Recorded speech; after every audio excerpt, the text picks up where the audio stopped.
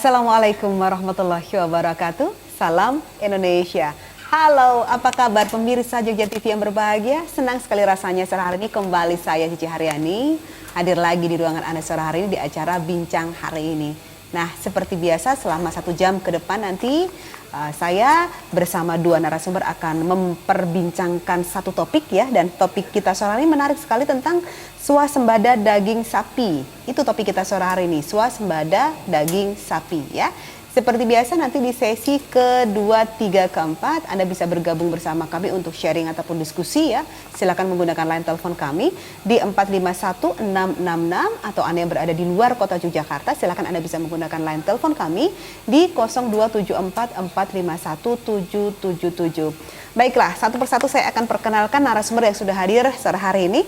Yang pertama ada Bapak Bambang Suwiknyo PhD. Beliau adalah dosen peternakan UGM. Pak Bambang. Ya, selamat sore Pak Bambang. Selamat sore Mbak Cici. Kemarin liburan sempat putar-putar begitu? Oh iya, putar-putar Jogja ternyata padat sekali. Padat ya, padahal di Jogja sudah padat, kita masih putar-putar juga ya, tambah padat. Baik, dan yang kedua ada Bapak Dr. Priyono Suryanto, beliau adalah pakar agrofostestri. Nanti bisa dijelaskan ini tentang apa begitu Pak Pri ya? Selamat sore Pak Pri. Selamat sore Mbak Cici. Jogja juga? Dari Jogja juga. Dari Jogja juga ya, jadi tidak sempat kemana-mana ya atau kemana-mana Pak? Ya sudah lihat-lihat beberapa lokasi. Oh, beberapa lokasi. Menikmati liburan. Jadi sekarang udah fresh ya Pak ya? Baik, 2 narasumber ini pemirsa akan bersama saya selama 1 jam ke depan nanti dengan swasembada daging sapi. Baik, saya akan tanya ke Pak Bambang dulu. Pak Bambang, ini tentang tema kita swasembada daging sapi. Bisa dijelaskan Pak? Ya, memang kalau kita berbicara tentang daging, sebenarnya itu kan kita bicara tentang kebutuhan kita sehari-hari. Dan kalau kita bicara produk peternakan, daging itu salah satu produk peternakan yang kalau boleh dibilang termasuk jajaran elit ya. Artinya elit? Ya, karena kalau kita bicara misalnya daging, itu kan biasanya berada pada posisi konsumsi menengah ke atas ya. Daging, susu, telur itu kan konsumsi menengah ke atas. Artinya ketika kita berbicara tentang daging sapi dan keinginan swasembada itu sebenarnya sesuatu yang memang seharusnya begitu. Ya, kita hendaknya bisa memenuhi kebutuhan-kebutuhan itu dari dalam diri kita sendiri supaya kita lebih ini kaitannya dengan banyak aspek, mau kaitan ekonomi, mau kedaulatan, mau apa kan banyak hal ya. Dan selama ini memang kelihatannya kita belum sampai di sana. Kalau dulu yang soal pangan, beras kita pernah swasembada, tapi kalau sapi nampaknya baru cita-cita. Oh, baru cita-cita ya Pak. Loh, kalau kita bicara masalah ini cita-cita artinya data yang masuk apakah memang belum sampai ke...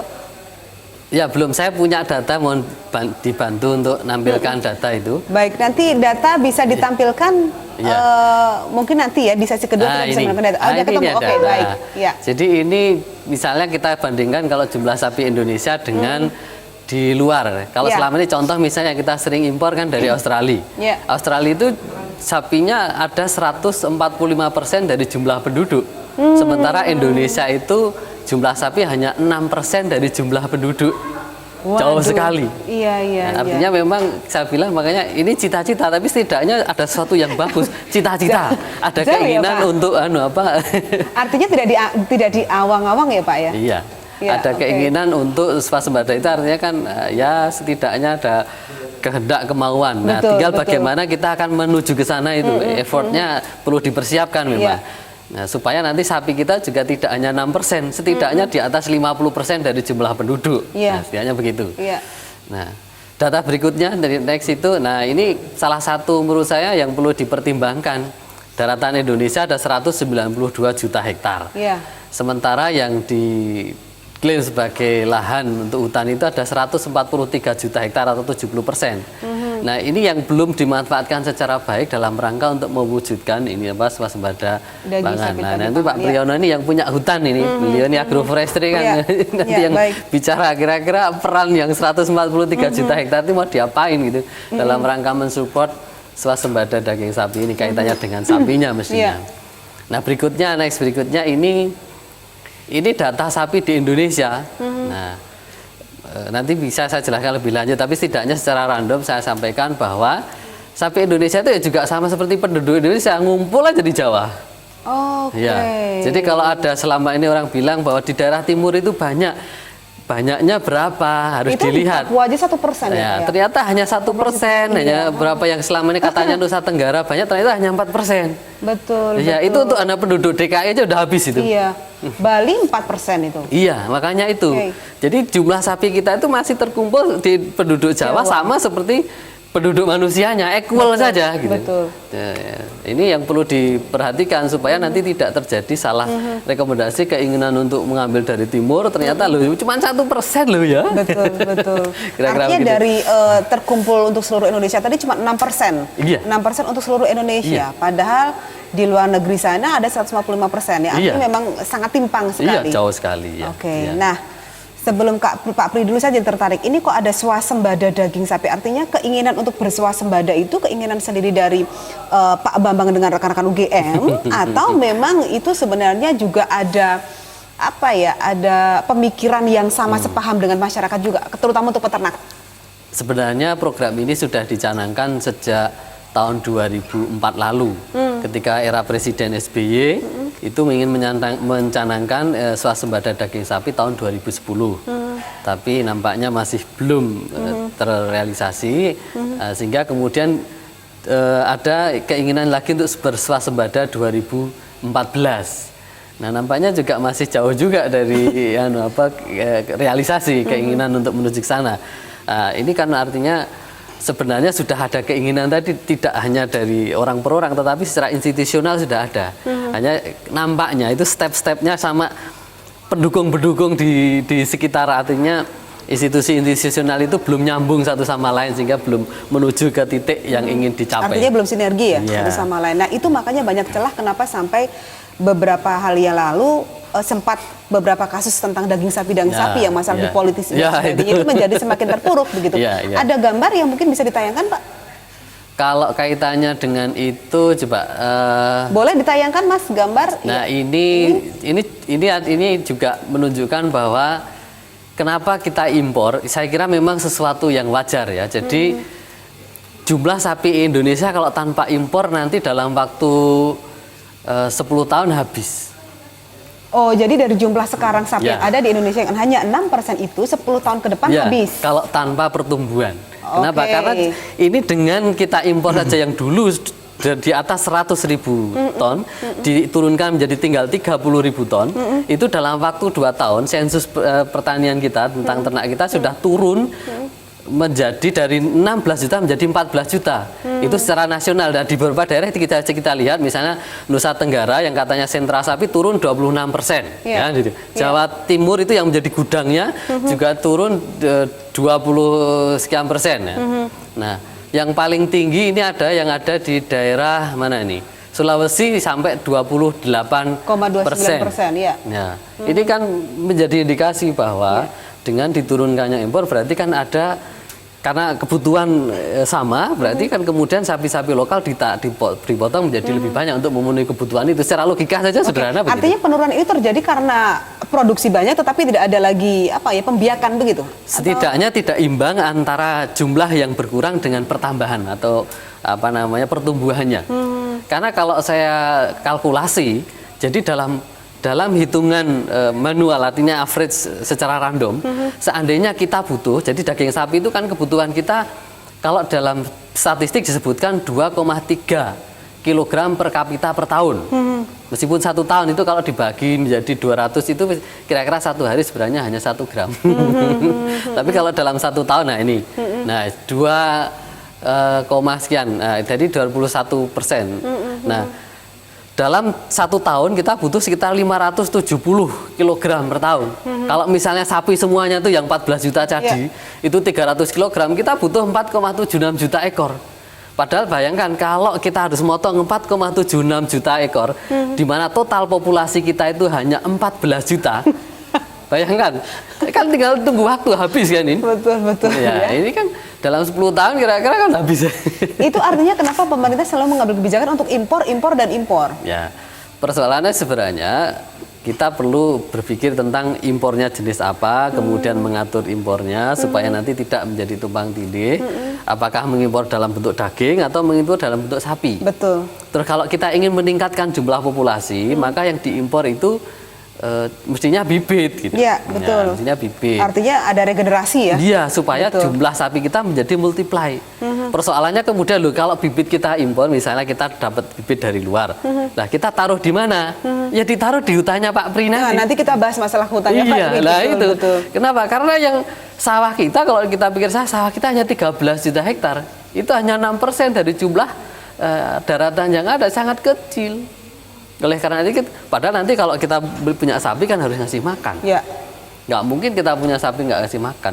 Nah. Baik, betul. Jadi artinya masih harus ada yang dipikirkan begitu ya? Betul ya. Baik pemirsa, menarik kan? Nah silahkan nanti Anda bisa bergabung bersama kami untuk diskusi ataupun sharing. Siapa tahu Anda punya ide tentang swasembada sapi ini mesti diapain atau bagaimana, punya ide cemerlang begitu, silakan ya.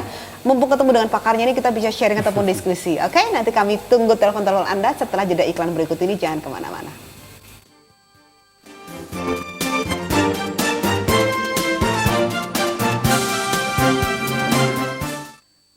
Pemirsa, 70 tahun Pasifik Pipet hadir memberikan cat Rotex dengan kemampuan daya tutup dan daya sebat terbaik, cepat kering, warna tahan lama, dan tahan cuaca. Dan coba sekarang juga. Tanpa thinner, langsung puas. Oi, ada yang baru dan benar-benar keren loh. Khusus buat kita-kita para remaja yang ngakunya gaul and funky. Nih, G-Mag alias majalah gradasi. Ini majalah remaja terbaru yang emang dibuat sesuai dengan selera kita. Ada info musik, film, lifestyle, bahkan cerita serial ngetop ada di sini. Pokoknya bener-bener kayak slogannya deh. Lepas, bebas, cerdas. G-Mag, dibaca enak, ditenteng juga nyaman. Kita kembali lagi dalam acara Klinong Campur Sari Gumya Tenang. Campur Sari dan Jogja TV, tradisi tiada henti.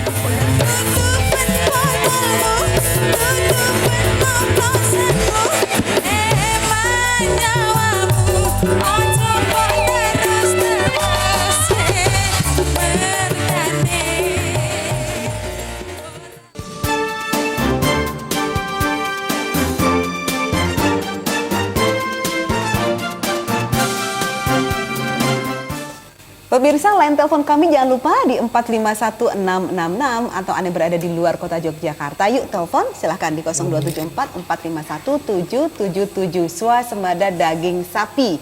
Itu tema kita hari ini. Siapa tahu sore hari ini Anda punya ide cemerlang begitu ya. Kita bisa ngudoroso ya, sharing, berbincang sharing bersama dua narasumber yang sudah hadir. Pak Pri, tadi sudah disinggung sama Pak Bambang tentang bahwa impor daging itu ada plus minusnya begitu ya. Yeah. Tetapi kalau kita melihat dari data yang sudah disebutkan Pak Bambang tadi bahwa ya memang nggak salah kalau kita impor. Nah, cuma permasalahannya kalau impor daging saja juga nggak mungkin, impor bibit aja juga mau ditaruh di mana gitu. Terus porsi hutan yang sedemikian itu, peranan hutan itu di mananya Pak? Ya, jadi di kehutanan itu ada satu program besar yaitu Forest for People gitu ya, yang di dalamnya itu Forest for Food terjemahan dari situ. Jadi hutan bisa memfasilitasi kehidupan yang lebih luas, termasuk di dalamnya adalah pangan dan salah satunya juga swasembada daging sapi itu. Kalau di Indonesia secara nasional itu ada sekitar 48 juta orang yang hidup bergantung pada hutan gitu ya. Dan itu biasanya masyarakat sekitar hutan itu dalam kondisi miskin begitu untuk ininya. Nah, kalau kita lihat di Jawa, itu ada sekitar 6.324 desa yang berhadapan langsung dengan hutan. Artinya seperempat desa di Jawa itu langsung berhadapan dengan hutan. Dan ciri masyarakat sekitar hutan adalah kemiskinan. Dalam konteks ini maka menjadi tantangan ke depan, perlu satu dikembangkan terobosan yang itu mau tidak mau kehutanan ke depan itu harus bersinergi dengan sektor yang lain. Salah satu sektor yang promising ya sektornya Pak Bambang tadi tentang peternakan, atau dikenal dengan silvopastur begitu, yang lebih populer dengan nama wana ternak gitu. Wana ternak. Ya, kita punya wana tani, kalau kehutanan dengan pertanian begitu. Wana ternak. Iya, kalau dengan farmasi ada wana medika begitu. Nah, ini wana ternak gitu. Sehingga ini sangat peluang sekali. Kalau di Jawa yang dikelola oleh Perhutani ini ada sekitar lahan 250.000 yang potensial Jawa. untuk di Jawa saja. Oke. Kalau mengikuti tabel yang disampaikan oleh Pak Bambang tadi bahwa areal atau budidaya sapi itu di Jawa, maka ini sangat connect untuk mengembangkan ke sana.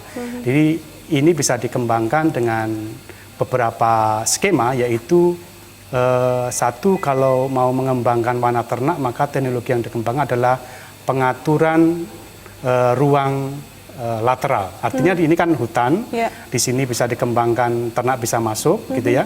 Tapi harus mempertimbangkan bahwa nanti harus win-win solution. Jangan sampai ternak masuk, hutannya rusak, begitu ya. Ini harapannya skema adalah saling menguntungkan, begitu. Hutannya bagus, ternaknya berkembang dengan baik. Artinya ternak gitu ya. tadi dibiasakan ke kehutanan yang baru tumbuh segini, jadi habis. Ya, oleh karena itu ada skema yang kedua adalah pengaturan ruang secara temporal, begitu, tata waktu. Jadi misalnya tadi Mbak Cici menyampaikan yang masih muda-muda, begitu ya, itu nanti kita mengembangkan dengan sistem tumpang sari. Skemanya adalah dengan merumput gitu. Artinya pohon dengan tanam hijauan makan ternak masuk di situ, kita ambil hijauannya. Jadi ternaknya ada berada di luar. Namun setelah itu misalnya umur 3 atau 4 tahun, maka bisa lakukan pengembalaan. Karena memang pohonnya sudah berkembang besar dan sudah tahan dengan masuknya ternak di dalam hutan itu.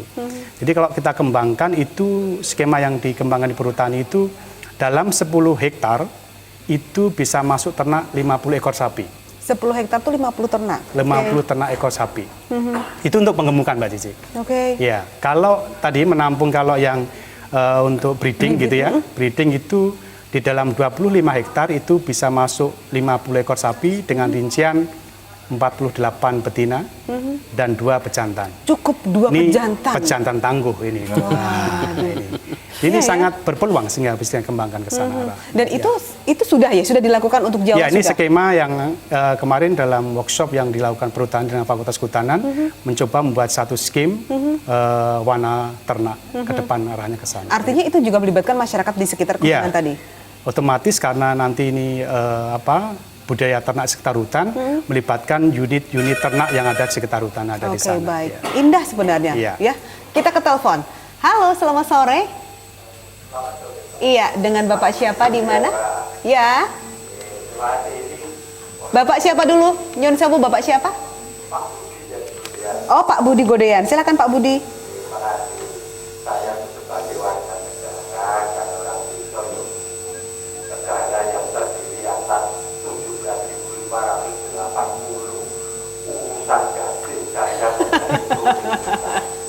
Ini kan kaki rakyat yang semuanya hampir 240 juta. Nah, tadi dari salah satu pakar barangkali Pak Pri ya, Dr. Pri itu. Nah, ini Jawa saja misalnya budidaya sapi. Ini apa tidak memungkinkan? Itu baru Jawa, belum 17.000 lebih negara kita. Dari kepulauan itu apa nggak mungkin? Nah, salah satu indikator penyebabnya menurut kami yang Wongwito ini, nampaknya pemerintah dan ini komitmen terhadap dan menghargai bidang pertanian dan peternakan kok nampaknya dan terbukti fakultas pertanian itu kan bikin pemikiran. Nah, peternakan juga mahasiswanya juga tidak banyak-banyak amat. Maka apa? Lulusannya pun lalu sudah lulus dari pertanian, lulus dari peternakan, pengennya berkantor di ruangan AC, mau pakai top, syukur lah. Ini kan semangat seperti ini kan tidak mendukung. Kalau komitmen pemerintah terhadap bidang pertanian dan peternakan khususnya, itu insya Allah cukup kok. Lepas seperti urusan sapi, urusan kebun saja menjadi masalah impor pula. Jangan-jangan nanti sebentar lagi kok disebut satuan khusus mengenai impor. Nah, Densus impor. Mafia pula. Iya. Tolonglah, jangan diakuti terus itu petake. Rakyat itu dianggap di karaoke itu ya punya arep pemilu pilek. Monggo lah, ini bukan emosi, tapi kan pasal kan Ya. monggo lah cukup insya Allah kalau misalnya betul-betul serius tadi ada warna ternak, warna tani dan seterusnya cukup kok kalau dengan pemberdayaan dan pemberdayaan ternak cukup tidak hanya sapi bisa perlu dan yang lain-lain saya kira cukup dan kalau para peternak dan petani betul mempunyai perhatian itu saya kira insya Allah bisa suatu aja yang saya kira begitu. Baik. Kami jadi sekali lagi mohonlah komitmen pemerintah dan pemerintah terutama pemberdayaan bidang-bidang itu perguruan tinggi yang mengelola jurusan ABCD atau peternakan itu ya diberdayakan betul. Ya. Ya, salah satu sekali lagi ini jelas menunjukkan bahwa ya, salah satu indikator peminatnya sedikit loh. Fakultas pertanian itu dan peternakan. Ya. Saya kira begitu. Baik, Pak Budi. Sudah kekurangan, mohon maaf. Ya. Makasih. Terima kasih Pak Budi Godean. Pak Pri, silakan ditanggapi. Iya, benar sekali Pak Budi yang dari Godean ini, bahwa tapi lulusan kehutanan sekarang jadi presiden, Pak. Nah, jadi peminatnya Artinya sekarang menjawab meningkat, ya. ya. Oke. Sekarang minat mahasiswa kehutanan meningkat, Pak. Jadi, ya. Dalam konteks ini memang benar bahwa pemerintah harus hadir untuk menyelesaikan problem, salah satunya adalah swasembada daging ini.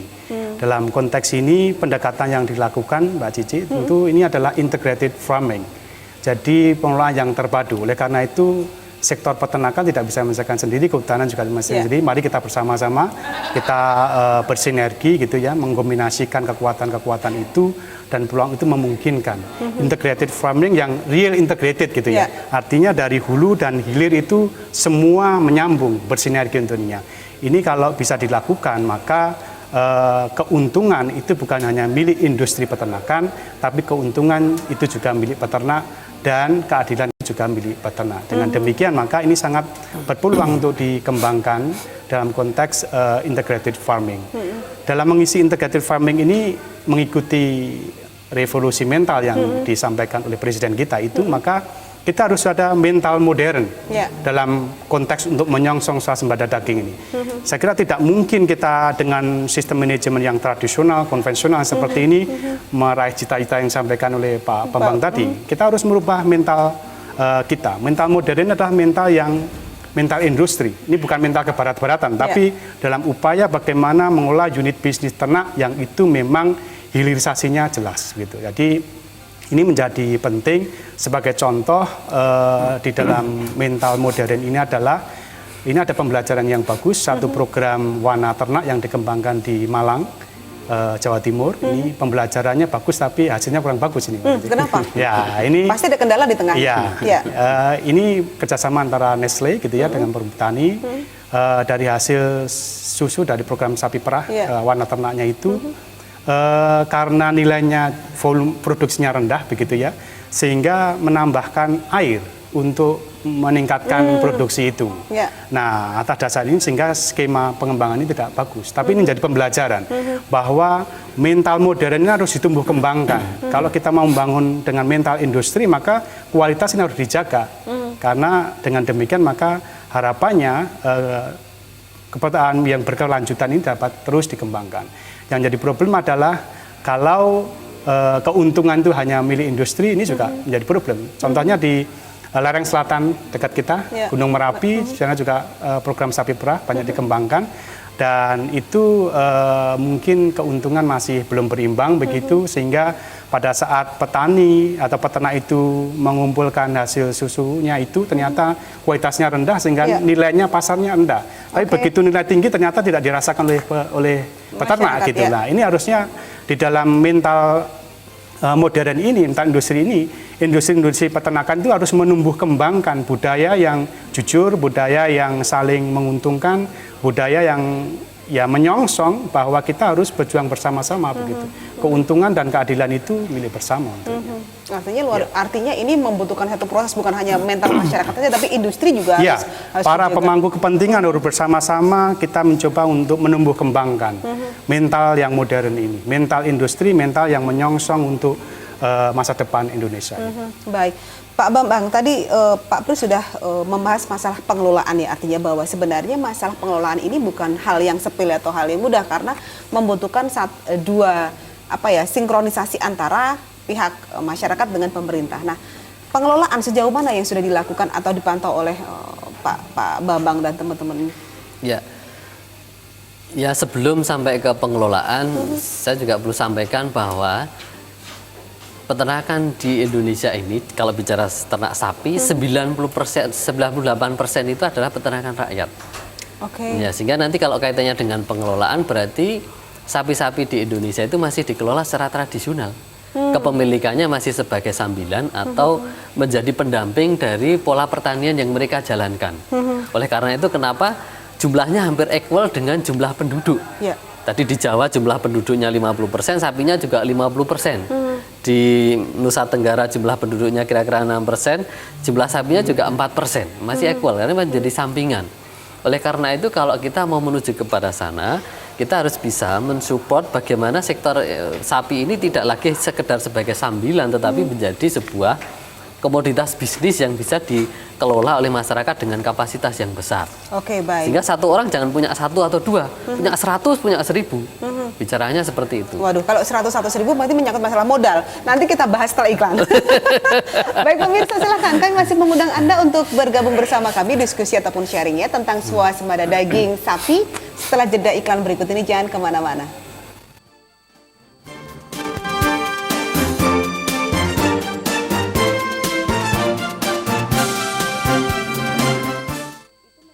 Pemirsa, 70 tahun Pasifik Pet hadir memberikan cat Rotex dengan kemampuan daya tutup dan daya sebar terbaik, cepat kering, warna tahan lama, dan tahan cuaca.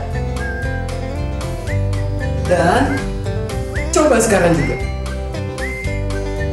Tanpa thinner, langsung puas. Oi, ada yang baru dan benar-benar keren loh. Khusus buat kita-kita para remaja yang ngakunya gaul and funky. Nih, G-Mag alias majalah gradasi. Ini majalah remaja terbaru yang emang dibuat sesuai dengan selera kita. Ada info musik, film, lifestyle, bahkan cerita serial ngetop ada di sini. Pokoknya bener-bener kayak slogannya deh. Lepas, bebas, cerdas. G-Mag, dibaca enak, ditenteng juga nyaman. Aku telah melihat kisah seorang difabel yang mencoba memberikan ruang pada difabel lain untuk berkarya.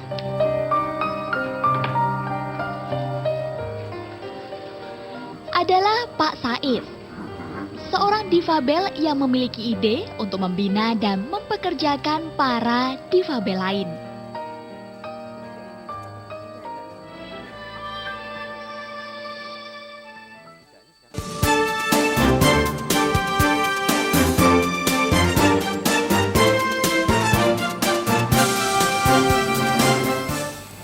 Pemirsa, masih dengan swasembada daging sapi, itu topik kita hari ini. Anda yang pengen gabung, silahkan Anda bisa telepon di 451666, atau Anda yang berada di luar kota Yogyakarta, kami buka line telepon di 0274 451 777.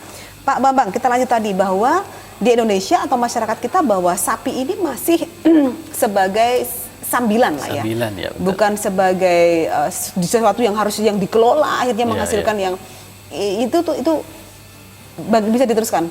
Iya, dari indikasi tadi bahwa jumlah penduduk equal dengan jumlah sapi, berarti ya sapi kita masih jadi sambilan. Oleh karena itu kalau kita mau ke sana, kalau kita ingin mempush masyarakat, berarti juga harus terintegrasi secara policy. Misalnya dari finance-nya, perbankannya juga memberi kemudahan kepada peternak kita kalau ingin kredit dalam konteks pengembangan ternak. Tapi jangan diberarti peternak yang ingin kredit untuk ternak tetapi kemudian harus memberi anggunan petanah. Loh, ada ternak kita juga yang tidak punya tanah kan gitu. Nah, sehingga tidak bisa ada agunan. Wah, kalau seperti kan artinya ini menjadi satu PR berat juga untuk perbankan begitu loh. Artinya berarti harus ada subsidi pemerintah untuk masalah ini atau bagaimana? Ya kalau memang ini menjadi cita-cita, saya pikir pemerintah juga harus berpikir bagaimana mensupport kepada peternak-peternak kita. Atau kalau memang tidak ingin berisiko dengan berbicara orang per orang, berarti kita bicara dalam konteks memfasilitasi. Contoh misalnya kita saat ini punya kerjasama dengan PTPN 5. PTPN 5 kan plat merah punyanya pemerintah. Betul. Dia punya lahan jutaan hektar. Nah, bagaimana supaya lahan yang jutaan hektar ini diberdayakan dalam rangka untuk mewujudkan keinginan untuk swasembada sapi. Contoh misalnya kalau bicara sawit kita punya 9, juta hektar atau 10 juta hektar lah itu. Taruh 2 ekor sapi dalam setiap hektarnya, berarti kan kita sudah akan punya 20 juta ekor dari perkebunan sawit saja. Nah, ini kan harus disupport betul oleh pemerintah. Apakah dalam bentuk support policy atau dalam bentuk support beneran finansial. Dua-duanya, policy juga iya, finansial juga iya. Kalau di Indonesia harus ada policy dulu ya. Kalau nggak ada, waduh Oh kabar. ya repot nanti ketemunya KPK. Iya betul, ada policy aja masih begitu gitu ya. Iya. Iya, Pak, sebenarnya gini, apa yang kita bicarakan hari ini itu sebenarnya sangat menarik sekali loh ya. Iya. Tadi yang dibilang sama Pak Pri, Pak Bambang juga bahwa ini indah sebenarnya gitu loh. Kalau seandainya ini berjalan dengan sesuai revolusi mental benar-benar terjadinya, permasalahannya apakah wacana ini sudah sampai ke pemerintah atau memang baru wacana saja atau memang sebenarnya sudah dipraktekkan ke masyarakat, Pak Pri? Ya, sebenarnya pemerintah sudah punya program yang kalau di sektor hutanan itu misalnya HTR ya, hutan tanaman rakyat, yang di situ sebenarnya sangat berpeluang dengan menggunakan skema atau pendekatan wana ternak ini. Untuk hutan-hutan di luar Jawa ini sangat berpotensi dikembangkan arah ke sana. Tinggal nanti memang ini harus terintegrasi dengan yang lainnya, termasuk perbankan dan support dari pemerintah provinsi dan daerah ini. Ini menjadi penting sehingga termasuk di dalamnya misalnya program transmigrasi. Ada HTI, hutan tanaman industri dengan skema transmigrasi itu. Ini menjadi satu peluang untuk mendorong wana ternak dalam skema-skema itu. Jadi dengan demikian ini tinggal kita mencoba mensinergikan antar sektor, antar kementerian ini. Sehingga ada harapan program ini menjadi terpadu dan saling mendukung sehingga satu problem besar, salah satunya tentang swasembada daging ini bisa segera terselesaikan. Kalau ini hanya diselesaikan oleh Kementerian Pertanian saja, saya kira ini sebuah beban yang sangat berat. Oleh karena itu lintas sektoral itu harus mendukung tentunya. Termasuk bagaimana Kementerian Pendidikan itu harus memberikan transfer untuk pengembangan biar menarik transmigran di sana begitu, termasuk juga Menteri Riset dan Teknologi. Intinya harus dukung hilirisasi hasil riset itu untuk mendukung produktivitas dari pengolahan wana ternak ini. Saya kira dengan demikian akan menjadi satu integrasi yang sangat bagus. Ya, di awal tadi Pak Pri bilang bahwa masyarakat di sekitar kehutanan itu miskin. Ya. Artinya bahwa kalau menurut pandangan Pak Pri secara pribadi, harusnya kan memang pemerintah memberikan, saya tidak tahu apakah namanya subsidi atau justru malah memfasilitasi secara gratis. Ya. Kalau ada kartu sehat pintar, kartu pintar, ada kartu sehat dan macam-macam, siapa tahu ada kartu sapi gratis. Ya. Kalau di kehutanan sudah berkembang lama ya. Jadi sudah? skema pengolahan hutan bersama masyarakat, PAPM itu. Jadi lahan hutan itu silahkan dimanfaatkan oleh masyarakat sekitar hutan gitu tanpa tidak harus membayar gitu ya. Nanti hasil tanaman pertanian silahkan dimanfaatkan, namun dengan kewajiban harus mengelola tanaman pokok, dalamnya adalah pohonnya itu. Jadi tumpang sari tadi ya? Tumpang sari tadi, ya. Nah, ini harapannya kalau ini dikembangkan, kalau unitnya kan masih kecil-kecil gitu ya. Nah, kalau ini diintegrasikan misalnya dalam satu desa, itu sebagai satu unit manajemen wana ternak misalnya, atau nanti dalam satu kecamatan itu bisa dikelola sebagai satu unit bisnis yang promising untuk ini ya. Nah, ini memang harus diintegrasikan, tidak bisa satu persatu untuk ini. Gitu, ya. Dan selama ini sudah berapa persen yang dilakukan oleh perhutani kepada Kalau di perhutani hampir kawasan hutan produksi itu semua dilakukan dengan skema penghutan dengan bersama masyarakat. Itu cukup membantu masyarakat di sana. Ya. Oke, baik. Kalau dari peternakan sendiri, Pak Bambang? Ya, ini juga sebenarnya bagian dengan kita ada ternak di sekitar hutan, itu sebenarnya kita bagian dari mensupport kehutanan dalam rangka menyediakan pupuk. Jadi kalau kita bahasakan sebenarnya ternak sapi ini kan pabrik pupuk paling murah sedunia. Ya betul. Karena begitu. Dan itu malah organik loh. Iya, original dan juga membantu. Jadi kalau misalnya dari kehutanan misalnya ada integrasi wana tani menghasilkan jagung. Jagungnya diambil manusia, maka tebun jagungnya kasih aja ternak. 24 jam keluar jadi pupuk itu. Betul. Iya. Sehingga nanti kalau di dalam manajemen hutannya ini akan juga mengurangi biaya pupuk sebenarnya begitu. Oleh karena itu sebenarnya ini kan juga sudah diterapkan oleh petani-petani yang selain petani hutan, itu tiap petani itu pasti punya ternak sapi dalam rangka juga untuk mensupport pupuk. Nah, tapi sekarang ini alhamdulillah sudah menurut saya ada titik terang majuan di mana kehutanan, teman-teman kehutanan itu memperbolehkan sapi masuk hutan. Oh, oke. Nah, kalau dulu sapi itu kan jadi hama, nggak boleh masuk hutan. Sekarang boleh ya. Karena tadi ya masuk hutannya hutan yang sebelah mana dulu Pak. Jadi ukuran tanamannya berapa dulu. Kalau untuk tanamannya segini habis Pak. Iya kan? Tapi kalau tinggi begitu ya silahkan atau sapi gitu ya. Bisa dengan cara model, kan tadi dibicarakan ada dua model, digembalakan atau dengan cara dikandangkan di pinggir hutan, nanti nanam rumputnya di tengah hutan, nanti dipotong, dibawa kan. Tapi setidaknya kan diperbolehkan mengelola hutan. Ada sistem HKM itu ada dalam bentuk regulasi negara kalau itu. Dan itu sudah berlangsung ya? Sudah berlangsung. Oke. Pak, kalau kendala sendiri, kita ke telepon berarti, kendalanya ke telepon ya. Halo, selamat sore. Selamat sore Bu. Iya, selamat sore Bapak. Dengan Bapak siapa? Di mana? Bapak Sriono di Boyolali. Waduh, silakan Pak Sriono di Boyolali. Ini lho Bu, badhe keluh kesah. Silahkan Pak. Lah sakniki niku pripun lho Bu? Anu sapi napa niku bibit niku kare lemone daging niku kan larang dibetipun kan niku Bu. Kalau sama makannya mahal. Terus itu ada bantuan dari pemerintah aja, pilih sapi yang tapi cuma yang sapi perah yang berdaging tidak dikasih. Itu Pak, kalau kesah saya. Iya. Gitu Pak? Ya. Masih ada lagi? Assalamualaikum. Waalaikumsalam warahmatullahi wabarakatuh. Curhat. Masalah ini artinya kenapa hanya sapi perah saja? Sementara sapi dagingnya artinya tidak ada kenapa tidak ada untuk sapi dan supportnya gitu ya? Supportnya beda. Padahal kalau kita bicara masalah sapi, bener loh, pakannya itu mahal loh Pak. Iya betul. Monggo Pak Bambang, silahkan. Ya. Pak Triono ya. Jadi ini Boyolali sebenarnya kan daerah susu ini. Daerah sapi. Ya, daerah sapi dan daerah susu. Kalau kita bicara daging itu impornya masih di bawah susu. Kalau susu sampai 80% impornya. Jadi memang ini bagian ya masukan ini saya kira biar nanti didengar oleh para policy maker tentang kenapa yang disupport atau sapi cara mensupportnya kan beda antara mensupport sapi perah dengan sapi daging. Sapi potong atau sapi daging. Tapi setidaknya sebenarnya memang ada, kalau kita memang ada keinginan untuk menyudah swasembada daging sapi ya harusnya memang difasilitasi. Apakah dalam bentuk policy, dalam bentuk perbankan, pendanaan atau dalam bentuk apa mestinya ada yang yang bisa dirasakan oleh peternak. Termasuk juga ketika bicara tentang pakan, saya kira tidak salah ini. Kalau bicara soal pakan, kalau beli konsentrat juga mahal. Kalau mau rumput kadang-kadang nggak punya lahan.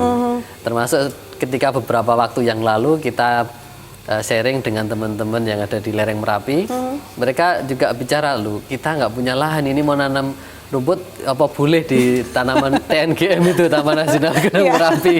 Nah ini kembali juga milih hutan lagi dong gitu. Kalau yang punya hutan itu boleh silakan nanam rumput, tapi nanam rumput saja loh ya misalnya itu sudah sangat membantu. Tanpa harus digembalakan pun itu sangat-sangat membantu. Nah, karena kita bicara di Jawa lahannya sangat terbatas. Beda kalau luar Jawa lah lahannya mau digembalakan juga masih sangat cukup. Seperti tadi gambar yang saya punya itu lahan rumput saja sudah setinggi kira-kira 1 meter. Itu lahan rumput padahal di Papua. Nah kalau itu bisa juga ditaruh ternak kan luar biasa. Kalau di sini untuk lahan rumput sudah kesulitan ya Pak Pri ya. Semua lahannya bukan rumput lagi Pak, lahan bata sekarang. Pak Pri, sebenarnya tadi yang masalah lahan rumput tadi sebenarnya kan kehutanan sudah boleh ya, memperbolehkan ya. Itu apakah ada syarat khusus begitu atau memang ada kriteria harus bagaimana begitu supaya mereka bisa masuk untuk itu? Apakah dibolehkan secara liar atau memang ada aturannya? Iya, kalau konteksnya Pak Tri yang di Boyolali maka yang berhubungan dengan Taman Nasional Gunung Merapi gitu ya, itu di dalam hutan lindung atau kawasan konservasi itu ada zona namanya zona penyangga. Zona penyangga? Penyangga. Nah, di situ ada zona peruntukan khusus.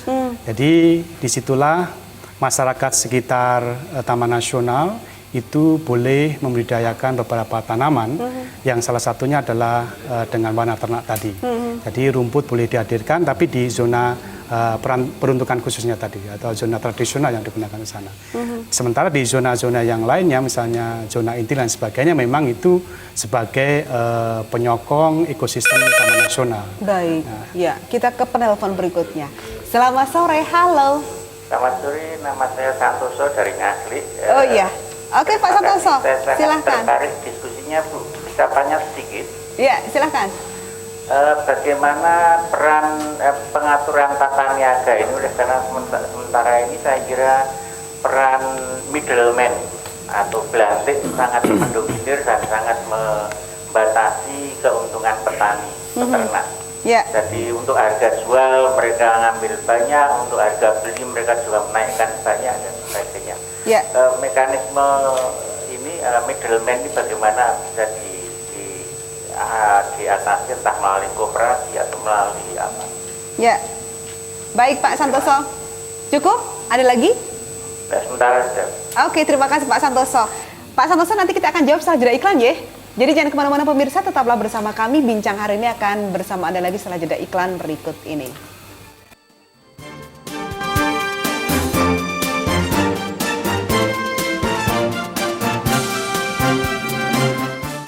Oi, ada yang baru dan benar-benar keren loh. Khusus buat kita-kita para remaja yang ngakunya gaul and funky. Nih, G-Mag alias majalah gradasi. Ini majalah remaja terbaru yang emang dibuat sesuai dengan selera kita. Ada info musik, film, lifestyle, bahkan cerita serial ngetop ada di sini. Pokoknya bener-bener kayak slogannya deh. Lepas, bebas, cerdas. G-Mag, dibaca enak, ditenteng juga nyaman. Penanganan pemerintah terhadap korban erupsi Merapi dinilai cepat, cakap. Kita dibantu sebesar 30 juta pada waktu itu. Dibangun di sana tapi yang membangun ya masyarakat sendiri. Gunung Kidul terbentuk dari pegunungan kapur atau keras. Penduduk yang terlayani air minum perpipaan pedesaan masih sangat rendah. Dengan adanya spam desa ini, Gunung Kidul dapat menikmati air minum.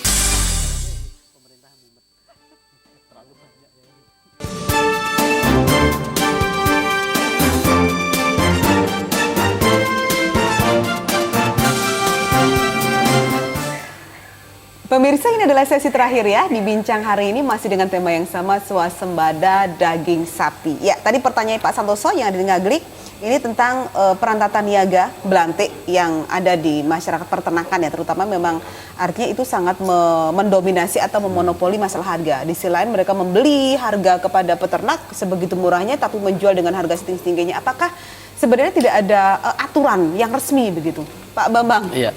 Baik Mbak Cici, jadi kalau kita bicara tentang tata niaga sapi dalam konteks jual beli secara mekanis, memang setahu saya ini bagian dari secara makro dalam konteks agro, produk agro, maka tidak ada produk yang diatur oleh pemerintah kecuali tentang padi.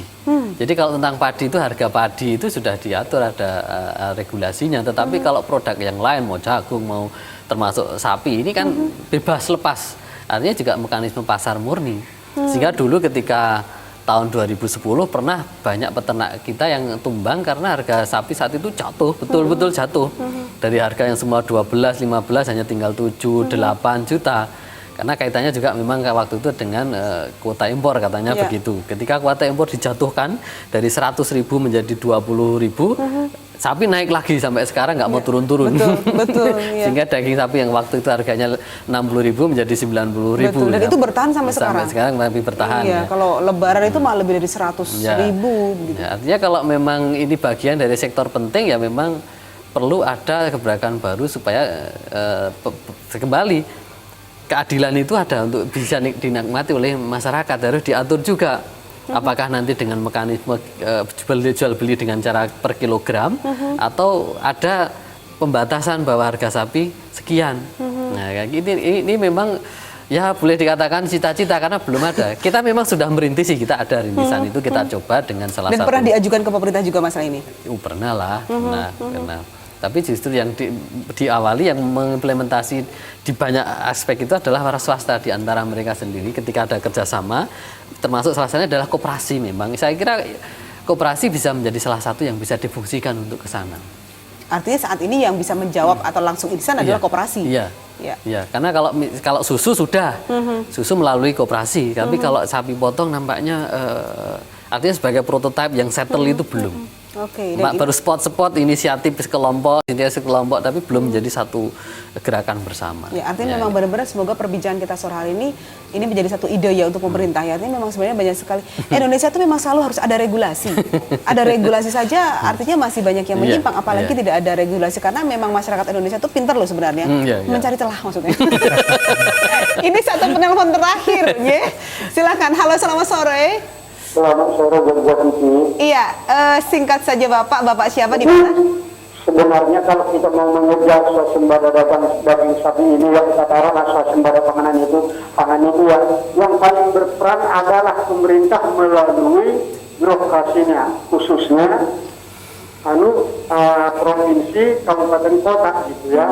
Jadi yang bapak-bapak insinyur pertanian, insinyur peternakan, insinyur perikanan itu jangan hanya diberi meja gitu. Petani itu jangan hanya diberi modal, tapi dia tidak dibimbing gitu loh Pak. Jadi kalau swasembada itu murah asal pemerintah itu mau. Kalaupun dia dikasih modal, kalau nggak ada yang membimbing nggak bisa. Jadi bapak-bapak yang birokrasi itu, yang insinyur pertanian, insinyur perikanan, insinyur peternakan, turunlah ke bawah, gulung tangan baju itu, begini bertani yang benar, begini memelihara sapi yang benar. Kalau boleh sekali sebulan Pak minimalnya, kalau enggak sekali seminggu gitu, atau itu per kecamatan.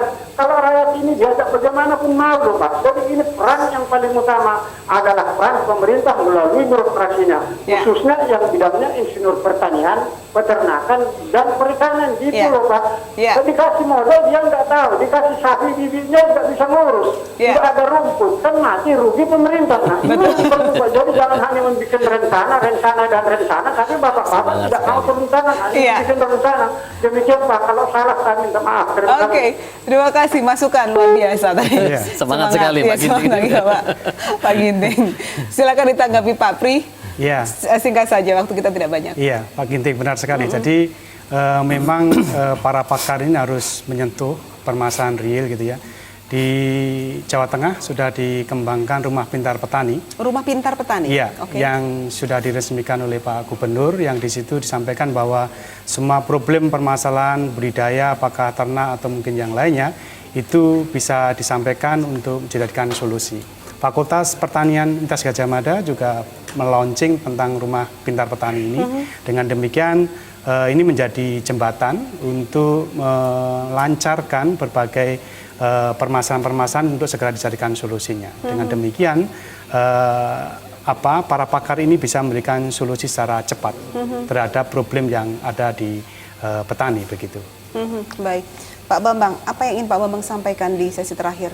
Ya, yang saya sampaikan adalah kalau memang kita sepakat bercita-cita ingin swasembada, maka milestone-nya itu harus mulai dibangun dari sekarang.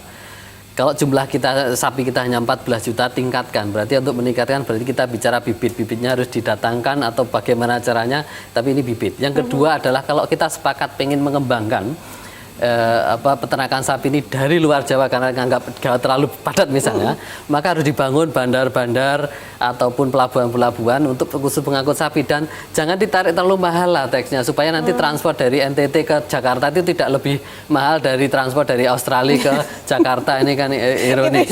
Ini yang terjadi sehingga ini betul-betul disupport. Jadi ya Departemen Perhubungan, Departemen Kehutanan yang nanti punya lahannya juga membolehkan, Departemen Pertanian juga mengikuti sana, Departemen Perdagangan juga mensupport ini. Tidak hanya dari satu departemen saja, tetapi ini menjadi satu yang dikeroyok rame-rame untuk menuju ke sana, supaya nanti tidak lagi ada terjadi kisruh kekurangan daging sapi, kemudian kisruh impor dan seterusnya. Harus dibangun mulai dari sekarang. Boleh jadi memang lama, 10 tahun, 20 tahun, tidak apa-apa, tetapi yang jelas harus dimulai. Kalau enggak nanti terlambat. Kita impor terus, sementara sapi kita sudah impor, sapinya turun. Nah kan malah sayang. Iya, dan artinya itu juga dari teman-teman UGM sudah memulai itu ya? Kalau dalam konteks memberi masukan, iya. Sudah. Tinggal ya semoga saja ini banyak harapan di Pak Jokowi ini. Pak Pri, silakan Pak Pri. Satu hal yang perlu dikembangkan untuk menyongsong swasembada daging sapi ini adalah mari kita tumbuhkan satu mental modern petani di Indonesia, termasuk peternak di Indonesia, bahwa mental industri itu mau tidak mau harus ditumbuh kembangkan. Termasuk bagaimana budaya kejujuran, budaya untuk transparansi, budaya untuk mengadopsi teknologi, budaya untuk bersaing dengan pasar dan sebagainya itu ditumbuhkan dalam rangka untuk kita bersaing secara sehat, secara yang lebih menguntungkan, sama-sama menguntungkan.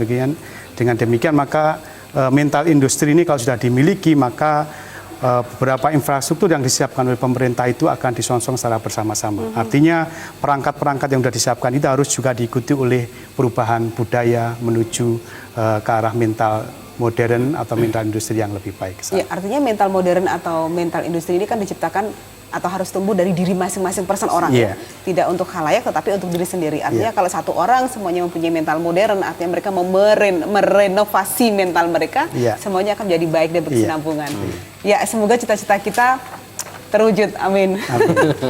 Pak Bri, terima kasih. Pak Bambang, terima kasih ya. Bincang-bincangnya hari ini menarik sekali. Dan pemirsa, tadi Anda yang sudah teleponnya ada Pak Santoso, kemudian ada Pak Ginting, ada yang di Boyolali, ada Pak Budi juga, terus ada bapak-bapak lain lagi ya. Tadi yang Pak siapa? Pak Triyono. Pak Triyono, oh ya hafalan. Sudah telepon bersama kami tadi. Terima kasih banget masukannya. Semoga saja ini menjadi satu ide atau satu masukan yang benar-benar Surahani bisa didengar oleh pemerintah dan hasilnya untuk kita bersama. Baik, saya Cici Haryani mohon pamit. Inilah bincang hari ini. Selamat sore. Wassalamualaikum warahmatullahi wabarakatuh. Salam Indonesia.